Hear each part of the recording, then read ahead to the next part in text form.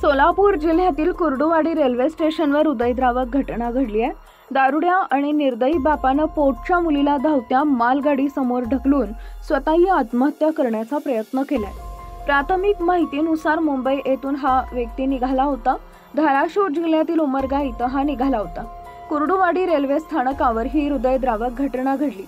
माढा तालुक्यातील कुर्डुवाडी इथं गुरुवार दिनांक 4 सप्टेंबर रोजी संध्याकाळी रेल्वे स्थानकावर मन हेलावणारं दृश्य होतं। गोंडस चिमुकलीला पाहून प्रत्येकाच्या डोळ्यात पाणी आलं होतं। शिवानी उमेश चव्हाण, वय वर्ष 6, राहणार तलमोड तांडा, तालुका उमरगा, जिल्हा धाराशिव असं मृत मुलीचं नाव आहे। घटनेनंतर डॉक्टरांनी तपासून मृत शिवानीला मृत घोषित केले। निर्दयी बाप उमेश विश्वनाथ चव्हाण, वय वर्ष 30, यास डोक्यावर व पाठीवर गंभीर दुखापत झाल्याने प्रथमोपचार करून सोलापूर सिव्हिल हॉस्पिटलला हलवण्यात आले।